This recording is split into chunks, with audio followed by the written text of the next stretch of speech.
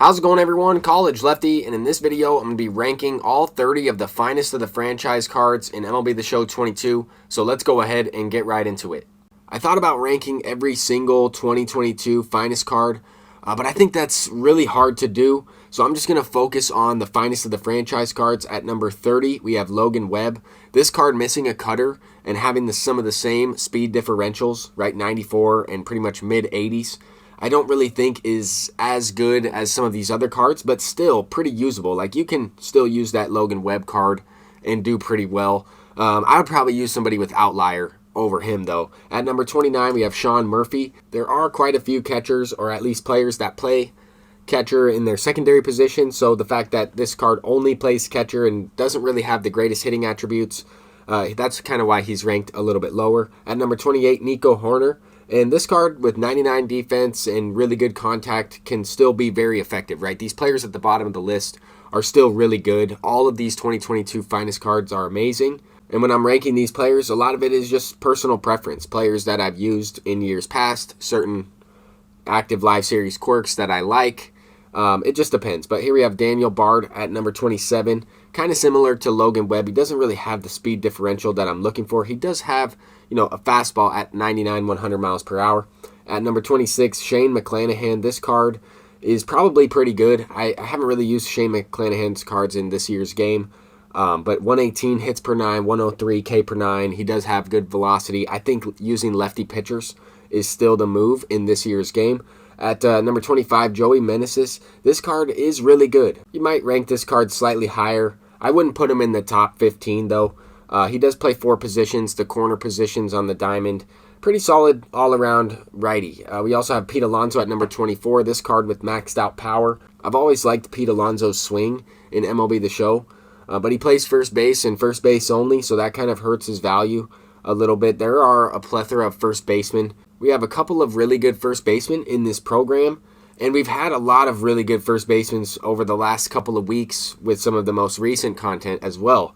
So we have to take that into consideration. Another thing I wanted to mention, if you are curious about my thoughts on the classic finest cards, I would probably mix in most of them kind of in this back end here, kind of at the back 10, if you will.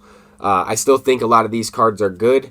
There's only a few of the classic finest cards that I would kind of mix in towards the top of this list, maybe in the top 15, and those guys would be maybe Walker Buehler, Liam Hendricks, potentially Ketel Marte, the 98, does have a little bit lower attributes than what I was hoping for, but the Jorge Polanco would definitely be at the top of that list and probably in the top 10 when considering these 2022 finest cards. So there are plenty of other options as well, right? Mike Trout is definitely the best finest card out of the drop, and I would say Jacob deGrom is at number 2, right behind him. Corbin Burns at number 3. So with that said, right, all 3 of those finest cards aren't even implemented into the finest of the franchise program. So I wanted to kind of talk about this because a lot of people will be grinding for these cards while playing for some of the other cards that I mentioned, right? Not necessarily Corbin Burns, he's in the chase pack, but people will be grinding the event with some of these finest cards,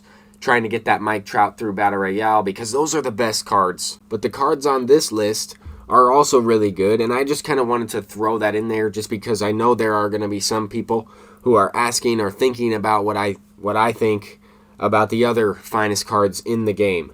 But with that said, right, we get into the middle of the pack. We get into some starting pitchers, some lefties, some guys that have some meta pitches. We also get into more of the middle infielders, right? We have Jose Altuve, Bobby Witt Jr., we got Xander Bogaerts in this area as we start to get into the top 10. So with that said, right, this is mainly personal preference. If you need an outfielder, then you'll probably have some of these outfielders ranked way higher than you might have Jose Altuve on your list. You might not even want to get Jose Altuve because you're using Hank Aaron or Trey Turner or some of the recent cards that we've gotten in the postseason program, in the Legends of the franchise, in the Goats and Ghouls program. Just there's so much stuff and so many cards to use that it's pretty difficult to rank any cards at the end game in MLB The Show 22. It's simply personal preference. All of the cards have great attributes. It really comes down to what you need personally on your squad And also, who are your favorite players, right? If your favorite player is in this program, if your favorite player is Freddie Freeman,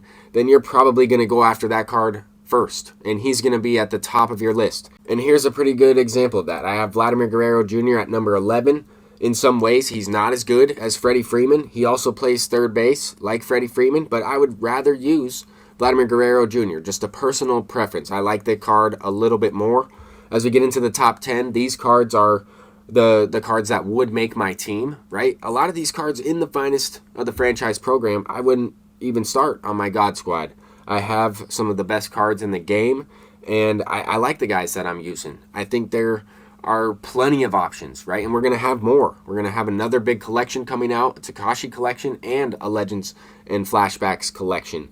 And they mentioned that card is going to be the best card in MLB The Show's history.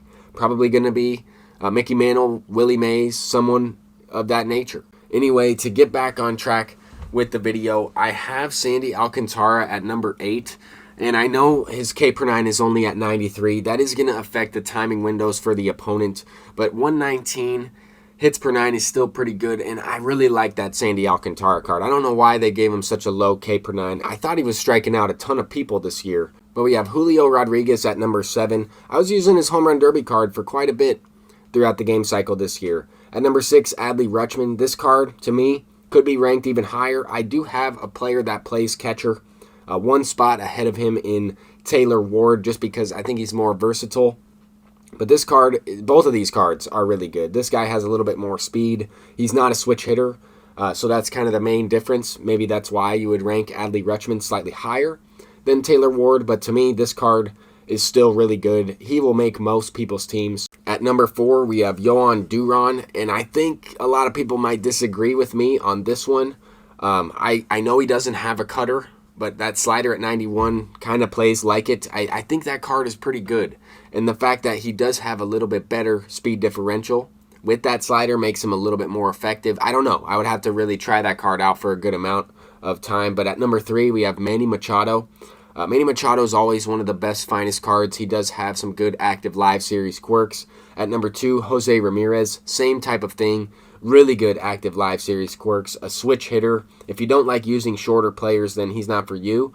But this card is really, really good, and I think you could put him at number 1 if you need more of a middle infielder rather than an outfielder. But at number 1, Brian Reynolds, because this card to me is pretty much a budget Mickey Mantle, right? A cheaper version of Mickey Mantle. They have very similar swings in the game. They're both switch hitters. They're going to have close or right around the same kind of attributes in a lot of ways, unless they just juice Mickey Mantle beyond belief this year, and that is the best card in MLB The Show's history that they're referring to. That's going to do it for this video. I'm College Lefty, and let me know what your thoughts are about my rankings. Until next time, peace out.